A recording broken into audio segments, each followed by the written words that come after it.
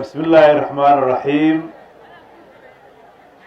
حبناها قولها وزيردا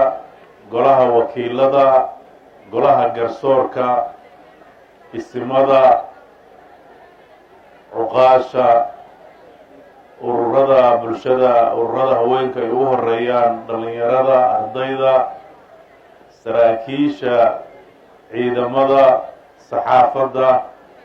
iyo intii wafdigii ballaarnaa ee ila socday dhammaantiinba assalaamu calaykum waraxmatullaahi wabarakaatu.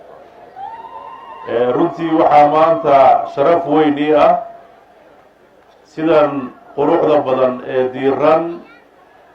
ee gobolka Haylaan magaalo madaxdiisa Dhahar noo lagu soo dhaweeyey markii aanu sharaxaha oo aan halka imid oo dadka badankiisa isbaranay waxaan ballan qaaday laba shay.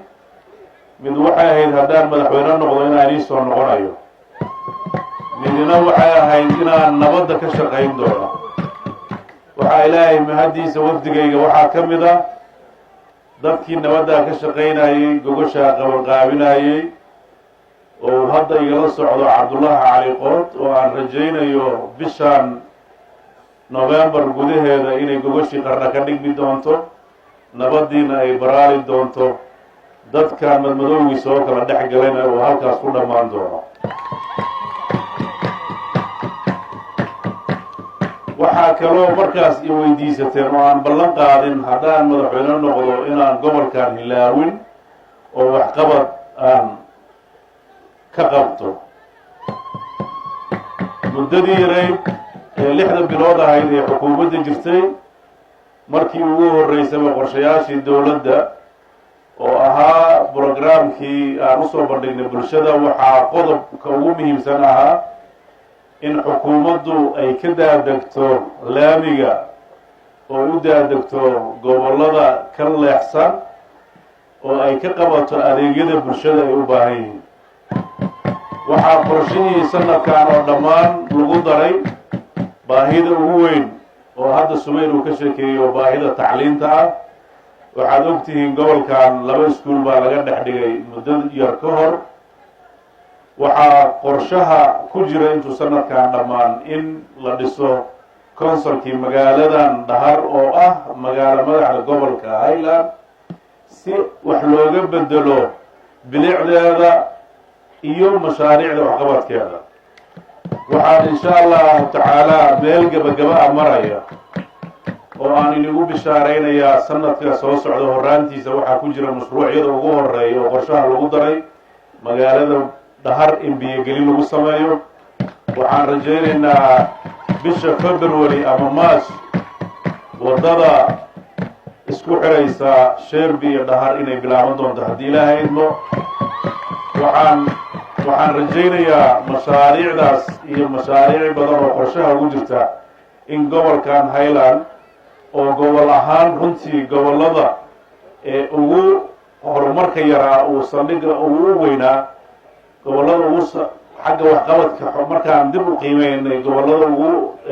waxqabad yaraa ahaa inaan insha Allah waxqabadkeena u soo jeesano. waxaa kaloo qorshaha noogu jirta hadda oo maanta aan dhagax dhigi doonaa haddii Ilaahay idmo in laga dhiso xaruntii wasaaradda maaliyadda iyo bangigii Puntland oo wasiirkii maaliyadda oo la socdo isagana oo dhagax dhigi doonaa haddii Ilaahay. waxaan kaloo insha Allah qorshaha ku jirta intuu sanadka dhammaan gurigii gobolka iyo degmada iyo maxaa la yidhahdaa booliiskaba in agabka ay u baahan yihiin iyo dhismayaasha u baahan yihiin la dhammaystiro si maamulka uu u hana qaado.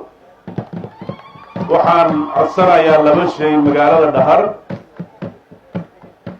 magaalada Dhahar dhul qurux badan oo runtii faras magaalo ay leedahay oo meeshaan hadda aan joogno ay ka mid tahay.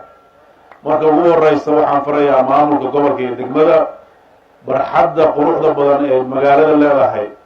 guryaha yaryar ee ku teedsan in si degdeg ah loo qaado oo loo baneeyo si bilic ugu soo baxdo. wasaaradda deegaanka oo la socda iyadana waxaan farayaa inay meeshaan ay xirmayso oo si wanaagsan u ilaaliso oo ay ka shaqeyso si ay u noqoto meel bilic leh. waxaan kaloo maamulka gobolka isagoo bulshada kaashanaya ka codsanaya in loo sameeyo magaalada meel xarumaha dowladda ee laga dhiso oo dhul ku habboon ah. waxaan ogahay dadku waayadan dambe shacab buu isaga badnaayay dowladnimadii ka maqnayd waxay keentay inaan dhul dowladda kayd u ah uu ku yaryahay. inta aan dowladdu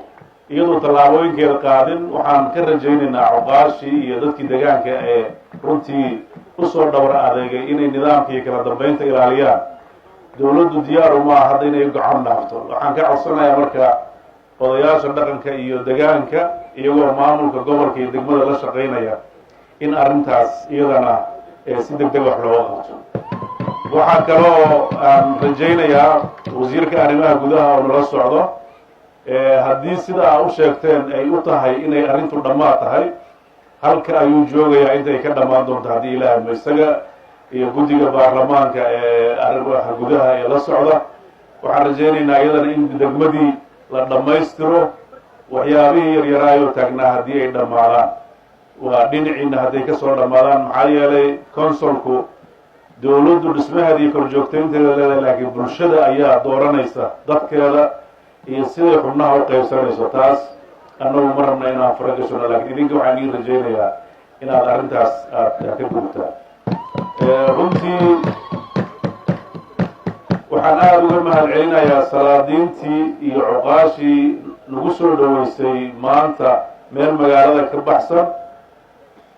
oo suldaan maxamed uu hogaaminayay iyo salaadiintii kale iyo cuqaashii. waxaan aada iyo aada uga mahad celinayaa gabdhaha reer Dhahareed oo ay hogaaminaysa Faadumo waqtiga ay geliyeen iyo quruxda ay maanta soo bandhigeen siday u soo dhaweyn lahaayeen dowladooda. waxaan runtii inooga muuqatay yadidiilo iyo farxad ay maaragtay xukuumaddooda iyo dowladdooda u hayaan. waxaan rajaynaynaa haddii Ilaahay idan ka dhigo arrintaas abaalkeeda inaad dowladda ka heli doontaan. dowladdan way u heelan tahay gobolka Haylaan waxaan kaloo insha allah rajaynayaa inaysan noqon waxqabadkeennu magaalada Dhahar ay gaarto dhammaan deegaanada gobolka Haylaan hadday ahaan lahayd buraan qol iyo magaalooyin kaleeto Dagmada xagarre xingalool baan lahaa iyo ceelaayo iyo meelaha deegaanada kaleeto dhan waxaan rajaynayaa in ay gaarto inta xuduudeeda tahay in waxqabadku uu si siman u gaaro waxaase loo baahan yahay bulshada deegaanku inay dowladda si dhow la shaqayso intaas markaan ka tago laba cadow oo waaweyn baan u baahannahay inaan ka digtoonaano cadowga koowaad waxa weeye cadowga xaalufinta deegaanka oo u baahan oo gobolkaas si gaar ugu ammaanan yahay in la ilaaliyo deegaanka iyo dhirta si nolosha bini aadamku aysan u dabar go-in waa meesha nooluhu ku nool yahay waa meesha xayawaanku ku nool yihiin haddii deegaanku dabar go-o dadkana waa dabar go-aya marka waxaan rajaynayaa nolosheennu waxay ku tiirsan tahay xoolaha nool arrintaas cuqaasha reer Haylaan waa ku ammaani laakiin la sii adkeeyo u baahan tahay cadowga kaleeto waa cadowga argagixisada oo runtii farakulul ku hayo meelo ka mida deegaanada gobolka Haylaan oo ay u tahay meelaha ubuucda u ah iyadana waxaan ka codsanayaa dadka reer Haylaan inay u diyaar garoobaan in ay nabadda hadda ay haystaan meelaha kale oo dadka walaalahooda deegaanka gobolka ka tirsan ay ku nooleen in nabaddaas iyo xasiloonidaas la gaarsiiyo waa dad aada u yar oo faraku-tiris ah waxaynu u baahannahay si midaysan inaan uga shaqayno si arrintaa u waxaynu haddii nabaddu ay hagaagto oo midnimadeennu hagaagto oo deganaanshaha iyo noloshu ay soo noqoto waa la hubaa in ay waxqabadku uu intaan ka badanayo dadkuna noloshooda ay wax badan iska bedelayaan intaasna waxaan ku gaari karnaa isku duubni shacab iyo dowlad ah waxaan aada iyo aada u ballan qaadaynaa haddaan nahay dowladda qaybaheeda kala duwan baarlamaan iyo xukuumad iyo garsoorba inaan dadkaan ugu adeegno wixii ay noo doorteen intii karaankeenna ah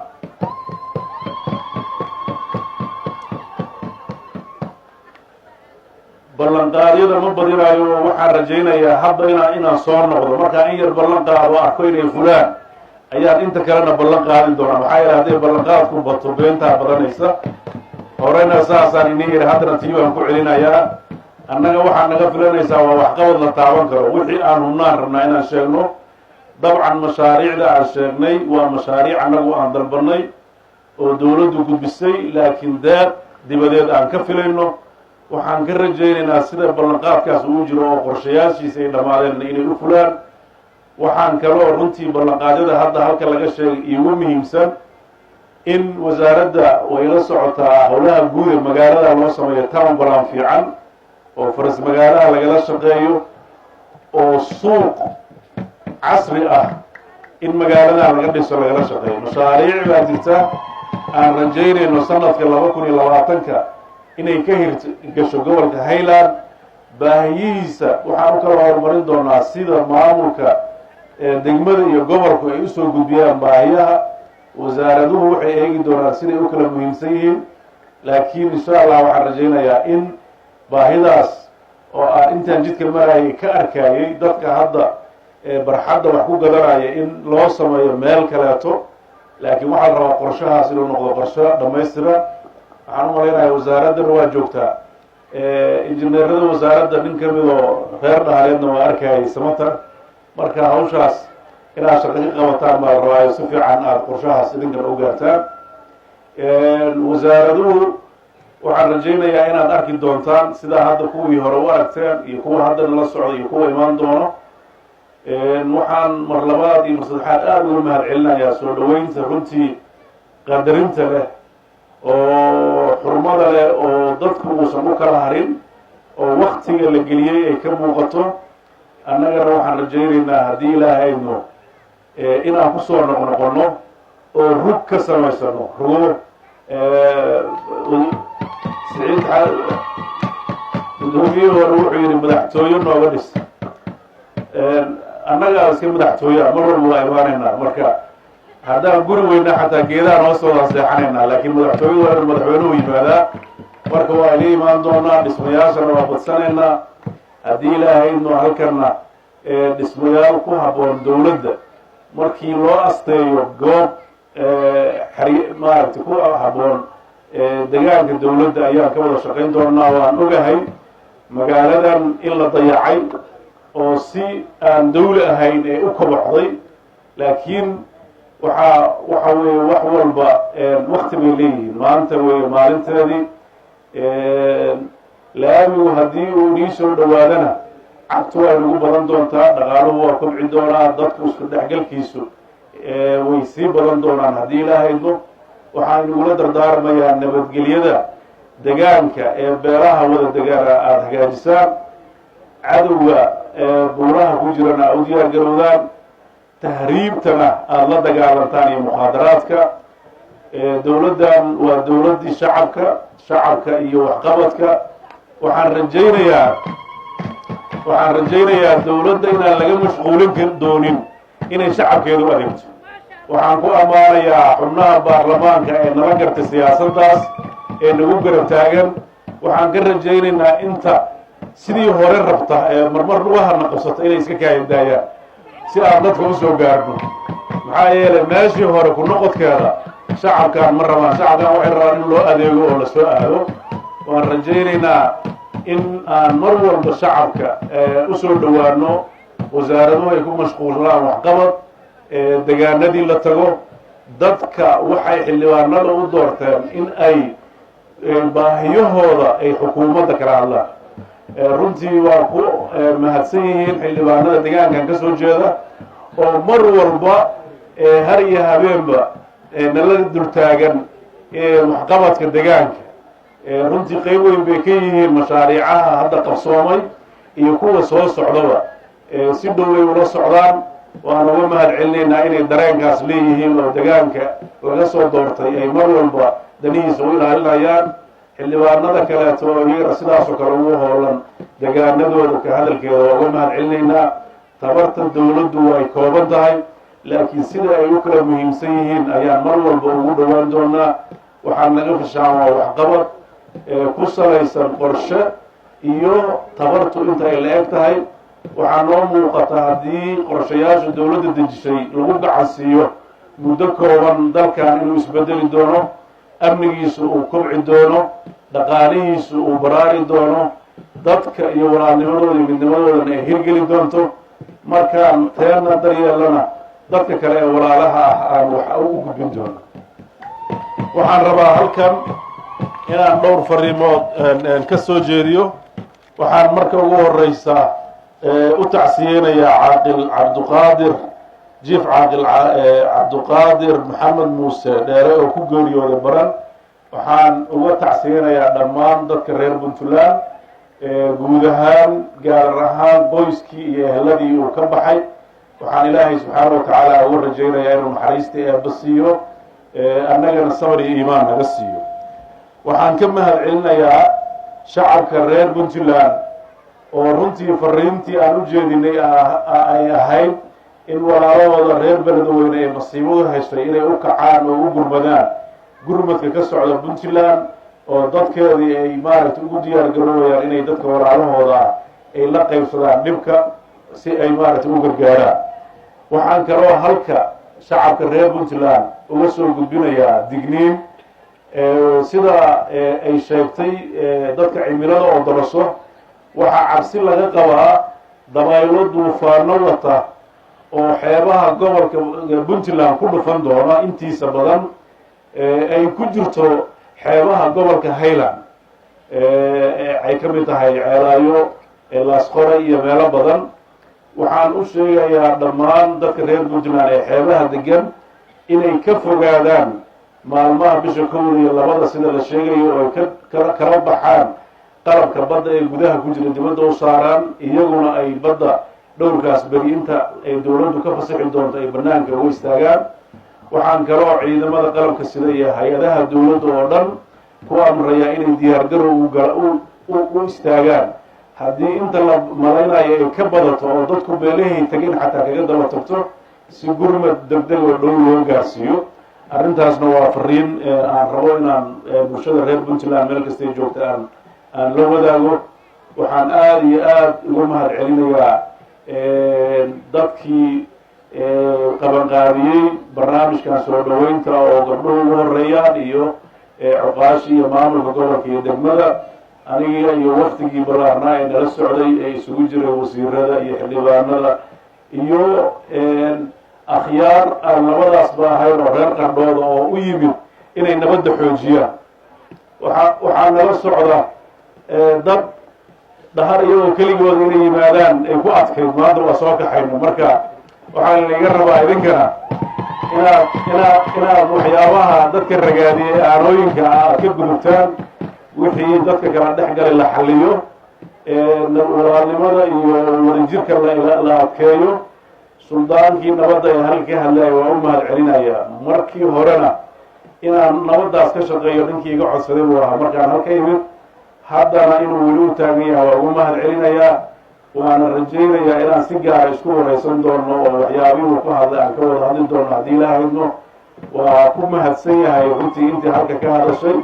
hadalka sida loo soo duuduubay iyo sida loo ururiyey waan uga mahad celinayaa nabadoonadii marka la wada hadlayo hadalka adkaa inay microfonka hortiisa iga tureen laakiin hadhow meel ugu sugayaan waa wada hadli doonaa haddii ilaahay waa mahadsantiin wasalaamu calaykum waraxmatullah